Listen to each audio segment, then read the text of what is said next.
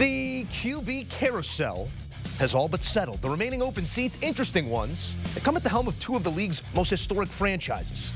The Giants and Steelers still weighing options, both linked to the veteran in Russell Wilson. In a garage sale of sorts, the G-men could go for Pittsburgh's used goods at a bargain number. Wilson set to visit the Giants' facilities on Friday. Throw in a waffle iron and you got yourself a deal. With the demand high and the supply less than stellar this go-around, these aren't the only franchises passing passers around. Sam Darnold usurping Geno Smith following Smith's trade to Vegas. That leaves Minnesota currently leaning heavily on J.J. McCarthy coming off injury. Fields goes from Pittsburgh's bench to the Jets' starting role, his third team in as many years. And Daniel Jones, come on down. It'll be a QB competition in Indy between he and Anthony Richardson. And for more, we turn to the two-time Super Bowl champ as a Steeler, Bryant McFadden. Always great to be with you, Mac. We got a few ball clubs earmarked here, and I want grades on them. Let's start with Seattle. You go from discarded Jet, who found success, to discarded Jet, who found success. I don't know what you accomplished there. You get a little younger, yes, but all that comes after nearly entering a receiver room. How do they grade out in your eyes? B- for me. Yes, I gave the Seattle Seahawks a B- based on the moves we've witnessed so far during this free agency period. And the reason why I gave them a B-, Joe, look at the quarterback position. You moved on from Geno Smith. In comes Aaron Donald, who really exceeded the expectations in 2024. I call that a wash, right?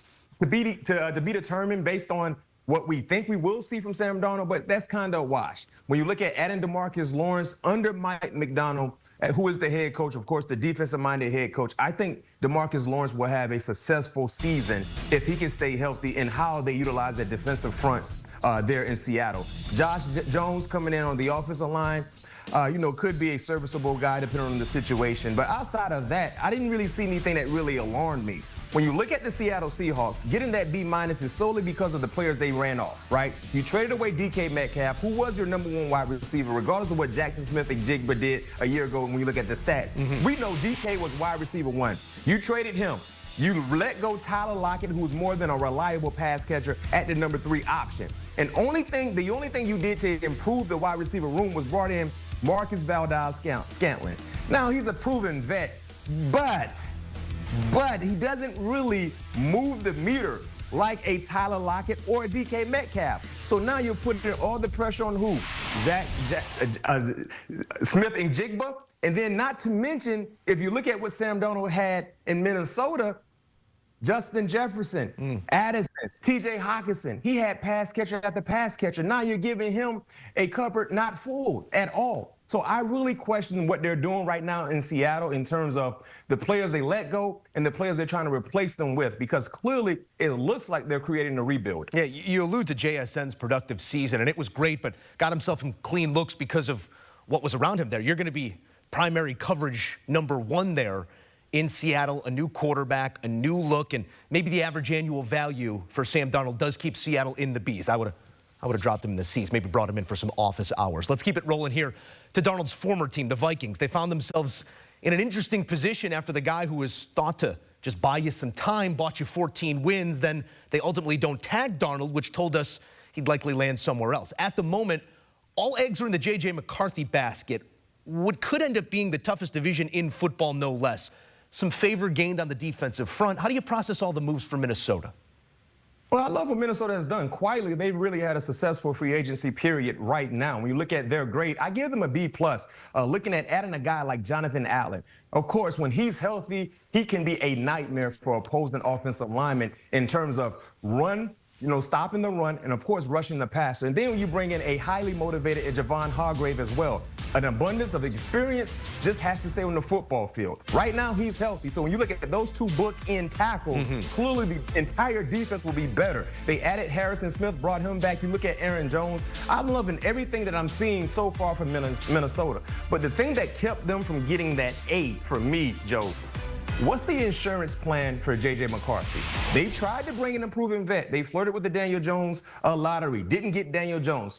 Of course, trying to entertain potentially an Aaron Rodgers. We don't know. But right now, when you look at just having J.J. McCarthy in the saddle, you don't know what to expect. So what is the insurance policy if J.J. is not ready to go? Remember who the insurance policy was a year ago. It was Sam Darnold. And guess what? That insurance policy was outstanding. I don't know if it was Allstate or State Farm, but whatever it was, it came in handy. There lies the opportunity for them to not make that A, because I have yet to see what the insurance policy will be for J.J. McCarthy if he's not ready to roll with the keys. Yeah, after the success he had a season ago, you have to expect what is truly a rookie season for McCarthy. There will be some growing pains, but we've seen Kevin O'Connell get the best out of his quarterbacks going on some years, not just Darnold alone. The Patriot rebuild is an interesting one as well, Mac. Continues, and now under the tutelage of a former Pat great. And you can really already see Vrabes' fingerprints all over this thing. Defensive focus in free agency. What have you made of it? I love everything about the New England Patriots. I gave them A-. Yes, I might be a bit biased, but clearly defensively, that was the area they need to improve in the most, no question, in terms of the guys that put pressure on opposing quarterbacks. When you're in a division where you got to see Josh Allen twice a year, you got to go get people who look like what they hunt. And that's what they went out and did. Milton Williams gave him a bunch of money. Brought in Harold Landry. I love that move as well. Look at Robert Spillane, a do-it-all three-down linebacker, adding Carlton Davis in the secondary to pair up with Christian Gonzalez. They really improved their defense. But I gave them an A-, and here's why. All the attention they devoted to the defensive side was needed.